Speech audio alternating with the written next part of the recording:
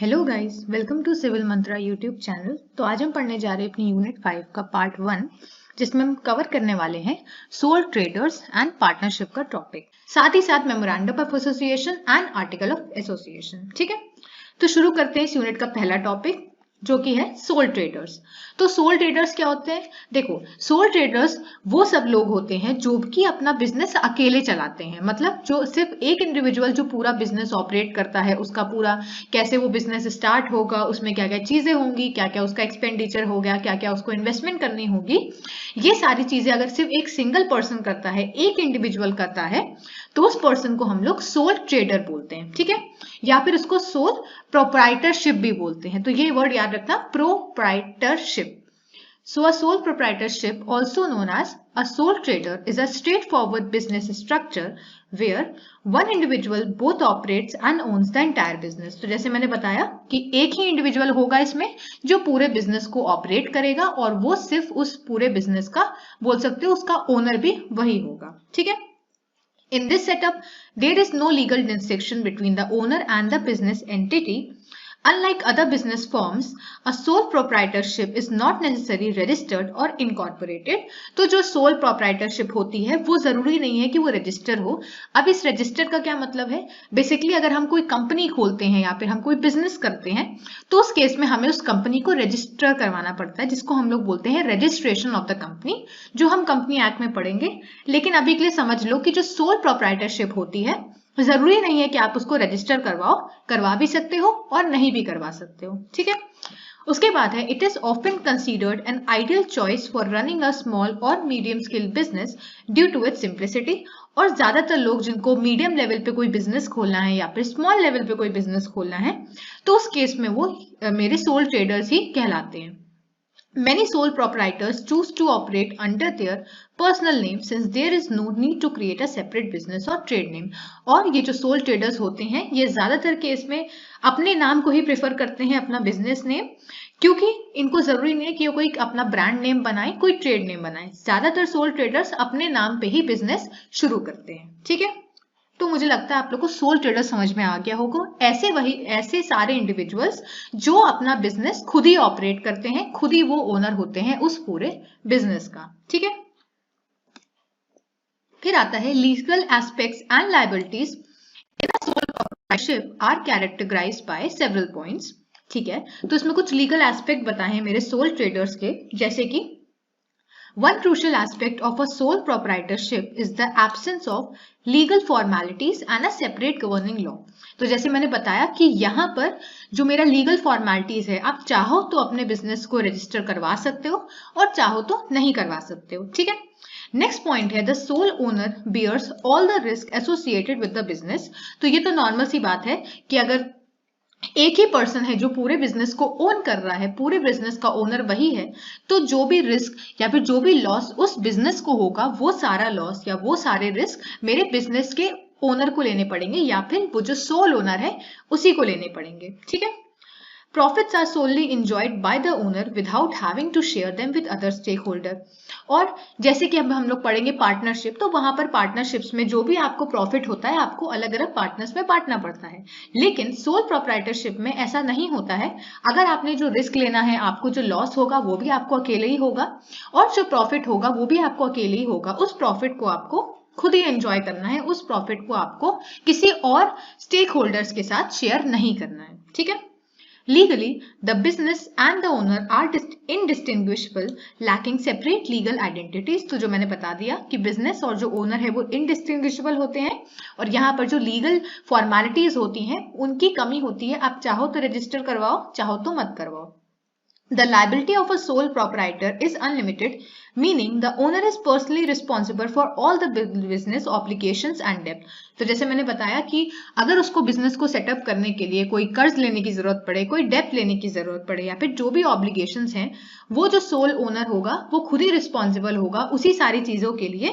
वहां पर कोई और, क्योंकि यहाँ पर कोई और पर्सन इंक्लूडेड नहीं है, तो सारे जो भी डेप्ट्स हैं, जो भी ऑब्लिगेशंस हैं, उसके लिए मेरा सोल ओनर ही रिस्पॉन्सिबल होगा। ठीक है, Consequently, a sole proprietor is exposed potential losses based on the ठीक है company's commitment and financial responsibilities। वही चीज यहाँ पर लिखी गई है कि जो भी लॉस होंगे वो मेरे सोल प्रोप्राइटर को ही होंगे और सारे लॉसेस, सारे प्रॉफिट, सारे रिस्क उसी के अंडर आएंगे और उसी को उसको देखना पड़ेगा। ठीक है, अब आता है कि एडवांटेज क्या है सोल ट्रेडर या प्रोप्राइटरशिप की।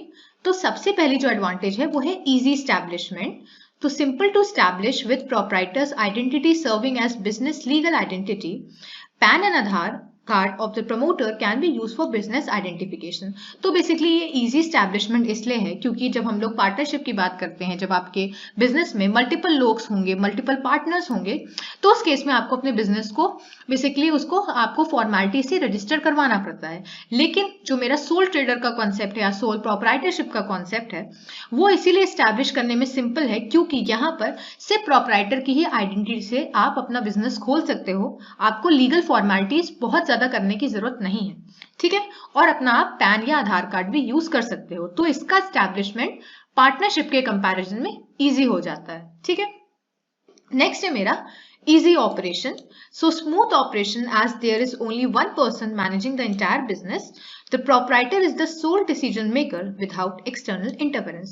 तो यहाँ पर ये बताया गया है कि ये जो मेरा बिजनेस होता है इसका जो ऑपरेशन होता है वो इजी होता है। देखो इजी कैसे होता है, देखो एग्जांपल लो कि तुम्हें अपने बिजनेस में कुछ चेंजेस करने हैं। ठीक है, अब हो सकता है कि जो दूसरे पार्टनर्स हैं वो यहाँ पर तुम्हें तुम्हारे इस डिसीजन में इंटरफेयर करें, वो कहें नहीं हमें ये डिसीजन नहीं सही लग रहा है। तो उस केस में आपका जो डिसीजन है हो सकता है वहां पर दब जाए और आप वो डिसीजन ना ले पाओ, आपका डिसीजन दूसरों से अफेक्ट हो सकता है।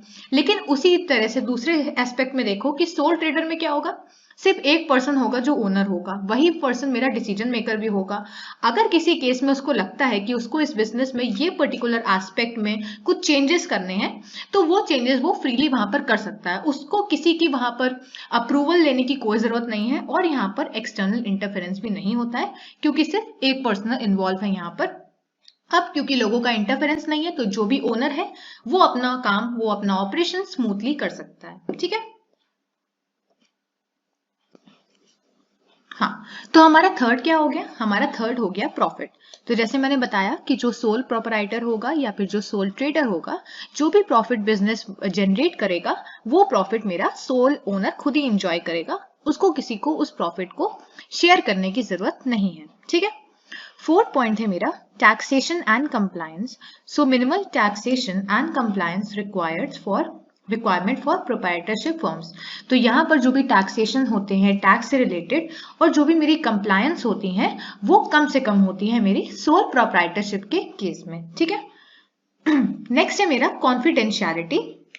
अब नॉर्मल सी बात है कि अगर कोई एक पर्सन है जो उस पूरे बिजनेस को ऑपरेट कर रहा है तो उस बिजनेस से रिलेटेड जो भी कॉन्फिडेंशियल इंफॉर्मेशन होगी वो सारी इंफॉर्मेशन उस सोल ओनर के पास होगी। अब सपोज करो जो पार्टनरशिप में है तो पार्टनरशिप में क्या है, जो भी मेरी कॉन्फिडेंशियल इंफॉर्मेशन है वो सभी पार्टनर्स के पास होगी, ऐसा नहीं किसी एक पार्टनर के पास होगी। तो उस केस में हो सकता है कि कोई भी पार्टनर जो है हो सकता है कि वो उस इंफॉर्मेशन को लीक कर दे, ऐसे चांसेस हैं। लेकिन सोल ट्रेडर के केस में जो भी इंफॉर्मेशन कॉन्फिडेंशियल होती है वो सिर्फ सोल ओनर के पास ही होती है और वो इंफॉर्मेशन लीक होने के चांसेस नहीं होते हैं। ठीक है, तो यहाँ पर यही चीज मेंशन है कि the proprietor maintain sole ownership of the business, there is no leakage of information to third parties, business privacy is effectively maintain. और यहाँ पर प्रिवेसी भी मेरी मेंटेन होती है। ठीक है, नेक्स्ट है मेरा डिसएडवांटेज। तो डिसएडवांटेज क्या होगा, देखो पहला डिसएडवांटेज तो यही हो गया कि जो भी लॉसेस होंगे, जो भी डेप्स होंगे वो सारे मेरे सोल ट्रेडर ही उसके लिए रिस्पॉन्सिबल होगा। तो पहला पॉइंट तो यही हो गया, unlimited liability. So the proprietor is personally liable for all the business डेप्ट and obligation, risking personal assets to meet liabilities. ठीक है, नेक्स्ट है मेरा obtaining funds. Sole proprietors may find it challenging to raise loans compared to registered company due to higher perceived risk. तो basically यहाँ पर क्या है कि जो अकेला ट्रेडर होता है उसको ज्यादा चैलेंजेस फेस करने पड़ते हैं लोन लेने के लिए। क्यों रेस करने पड़ते हैं, क्योंकि उनका जो बिजनेस होता है वो रजिस्टर नहीं होता है और इनको ज्यादा चैलेंजेस फेस करने पड़ते हैं एज कंपेयर टू जो रजिस्टर्ड मेरी कंपनीज होती हैं उनके कंपैरिजन में। ठीक है, नेक्स्ट है मेरा higher taxes. So sole proprietors can face higher tax burden as they are taxed individually without the benefits of corporate tax rate. अब क्योंकि यहाँ पर सिर्फ एक ही पर्सन है जिसको हम सोल ट्रेडर बोल रहे हैं, तो उस पर्सन को हो सकता है कि बहुत ज्यादा टैक्स लेना हो, क्योंकि वो उस पर्सन पे टैक्स कैसे लग रहा है, उस पर्सन पे इंडिविजुअल लेवल पे टैक्स लग रहा है. जैसे पार्टनरशिप में टैक्स बढ़ जाता है, लेकिन यहाँ पर टैक्स इंडिविजुअल लेवल पे लग रहा है, तो हो सकता है यहाँ पर हायर टैक्सेस के भी चांसेस हैं. ठीक है. नेक्स्ट है मेरा no business write offs. Unlike other business structures, sole proprietorship lack business write-offs which can impact tax advantage and financial planning. तो बेसिकली यहाँ पर क्या है कि बिजनेस के राइट ऑफ्स नहीं होते हैं, बिजनेस को हमने रजिस्टर नहीं किया है कहीं पर भी, तो उस केस में यहाँ पर जो भी टैक्स एडवांटेज है वहां पर आप इफेक्ट कर सकते हो. साथ ही साथ आप जो फाइनेंशियल लेवल पे अपने बिजनेस को ग्रो करने के लिए जो प्लानिंग कर रहे हो, वहां पर भी आपके बिजनेस को इफेक्ट कर सकती है ये चीज. ठीक है. तो ये मेरे डिसएडवांटेज हो गए सोल प्रोप्राइटरशिप के. नेक्स्ट है मेरा पार्टनरशिप. तो पार्टनरशिप क्या है? पार्टनरशिप में क्या होगा, दो या दो से ज्यादा इंडिविजुअल अगर एक बिजनेस फॉर्म करते हैं तो उसको हम लोग पार्टनरशिप बोलते हैं. और पार्टनरशिप में जो भी प्रॉफिट आएगा वो सभी पार्टनर्स में इक्वली डिस्ट्रीब्यूट किया जाएगा, या फिर उनके इन्वेस्टमेंट के हिसाब से भी डिस्ट्रीब्यूट कर सकते हैं. ठीक है. So a partnership is a collaborative agreement involving two or more individuals or entities to manage business activities and distribute profits and responsibilities. ठीक है. Partners in a partnership can include individuals, businesses, interest-based organizations, school governments और various combination therefore. तो यहाँ पर आप हर तरह की partnership दे सकते हो कि इंडिविजुअल्स के बीच में पार्टनरशिप हो सकती है, बिजनेस हो सकते हैं कि छोटे छोटे बिजनेस आके अपने आपस में एक पार्टनरशिप बना लें, वो सब भी पार्टनरशिप में बेसिकली इन्वॉल्व हो सकते हैं. ठीक है. In India, the legal framework governing partnership firms is outlined in, और ये जो मेरा पार्टनरशिप का पूरा फर्म का क्या इनका लीगल पूरा फ्रेमवर्क होगा, ये मेरे पार्टनरशिप एक्ट में मेंशन है 1932 में. ठीक. उसके बाद है दिस एक्ट. अब इस एक्ट के अंदर क्या है जिसमें पार्टनरशिप एक्ट बताया गया है. So this act delineates the rights and the responsibilities of partners among themselves and establishes legal relationship between partners and third party which are integral to forming a partnership. तो basically ये जो मेरा act है इसमें जो भी ये सारी चीजें बताई गई हैं कि क्या रिस्पॉन्सिबिलिटीज, क्या राइट्स एक पार्टनर्स, एक अलग अलग जो पार्टनर्स हैं उनकी क्या राइट्स होंगी, उनकी क्या क्या रिस्पॉन्सिबिलिटीज होंगी, और उनका रिलेशनशिप किसी भी थर्ड पार्टी मेंबर के साथ. मतलब पार्टनरशिप से रिलेटेड जो भी टॉपिक्स हैं, जो भी कंफ्यूजन्स हैं, जो भी चीजें हैं, जो भी प्रोविजंस हैं, वो मेरे पार्टनरशिप एक्ट में मेंशन है. ठीक है. नेक्स्ट आता है मेरा फीचर्स ऑफ पार्टनरशिप. तो सबसे पहला है मेरा फॉर्मेशन या पार्टनरशिप अग्रीमेंट. अब जैसे नॉर्मल सी बात है कि सोल ट्रेडर में ये कॉन्सेप्ट नहीं था कि आपको एक अग्रीमेंट करना पड़े, लेकिन पार्टनरशिप में क्योंकि मल्टीपल पीपल्स इंक्लूड हैं, इसीलिए यहाँ पर एक अग्रीमेंट के फॉर्म में आपको हर एक पर्सन को, जितने भी पार्टनर्स हैं, उनको एक लीगल अग्रीमेंट साइन करना पड़ता है. और एक कॉन्ट्रैक्ट की तरह समझ लो उसको कि उसमें जो भी चीजें लिखी होंगी, जो भी टर्म्स ऑफ कंडीशन लिखी होंगी, वो हर एक पार्टनर को यहाँ पर बेसिकली ओबे करनी पड़ेंगी. ठीक है. So a partnership is established through a legal agreement among all partners requiring a formal contract to create the partnership firm. The business activities must be lawful with the primary objective being profit generation. ठीक है. Next है मेरा unlimited liability. तो जैसे वहां पर limited थी, लेकिन यहाँ पर अनलिमिटेड है. Partner shares unlimited liability in the business, making each partner individually and collectively liable for the firm debt. So जैसे मैंने बताया कि हर एक पार्टनर रिस्पॉन्सिबल होगा जो भी मेरे डेब्ट्स है, जो भी मेरी ऑब्लिगेशंस है, जो भी मेरे प्रॉफिट है वहां पर. ठीक है. Personal assets of partner can be used to settle the firm's obligations. और किसी केस में अगर जो भी प्रॉब्लम्स चल रही हैं, जो भी ऑब्लिगेशन है उस पर्टिकुलर फर्म के, अगर कोई प्रॉब्लम ऐसी होती है तो हो सकता है कि वो ऑब्लिगेशंस, जो भी एसेट्स आए हैं पार्टनर के पास, उन एसेट को यूज करके यहाँ पर ये ऑब्लिगेशन सेटल किए जा सकते हैं. ठीक है. नेक्स्ट है मेरा continuity. So partnership do not have perpetual existence. The death, retirement, bankruptcy, insolvency or incapacity of a partner can lead to dissolution of the partnership. तो बेसिकली यहाँ पर ये बताया गया है कि इस पार्टनरशिप की क्वांटिटी कैसे होगी, मतलब ये पार्टनरशिप कितने लंबे टाइम तक चलेगी। जैसे हो सकता है कि जो मेरा पर्टिकुलर पार्टनर है उसकी डेथ के केस में, या फिर उसने रिटायरमेंट ले लिया हो, या फिर वो बैंकक्रप्ट हो गया हो, इन सभी केसेस में या फिर और भी केसेस में ये जो मेरा पार्टनरशिप है वो वहां पर डिसॉल्व हो जाएगा। ठीक है। Inheritance of a partnership by a son from his father is not automatic. The son can be added as a new partner if all the other partners agree. तो बेसिकली यहाँ पर क्या है कि सपोज करो कि 4 लोग हैं, ठीक है, और अगर एक फादर हैं, वो चाहते हैं कि अगर मतलब बेसिकली फादर, अगर सपोज करो फादर ने वहां पर छोड़ दिया है और वो चाहते हैं कि वो अपने जो सन है उसको उसका पार्टनरशिप दे दे, तो ये जो इनहेरिट है कि जो फादर है उसका, उनका जो भी बिजनेस है वो सन को मिल जाएगा। ये ऑटोमेटिक नहीं होता है, लेकिन इस केस में अगर सन जो है अगर वो न्यू पार्टनर बनना चाहता है तो वो बन सकता है उस बिजनेस में, अगर जितने भी पार्टनर्स इन्वॉल्व हैं वो अग्री करें तो। ठीक है। उसके बाद आता है मेरे numbers of members. So a partnership must have a minimum of 2 members. तो ऑब्वियस सी बात है, अगर एक मेंबर होगा तो वो तो सोल ट्रेडर बन गया, तो 2 मेंबर तो कम से कम होने चाहिए, बाकी 2 से ज्यादा भी हो सकते हैं। The maximum number of partners may vary based on specific conditions. तो कुछ कंडीशंस के हिसाब से ये जो मैक्सिमम नंबर है ये वैरी हो सकता है, लेकिन मिनिमम तो 2 मेंबर होने ही चाहिए। ठीक। नेक्स्ट है मेरा mutual agency. So in a partnership, business activities are conducted jointly by all partners.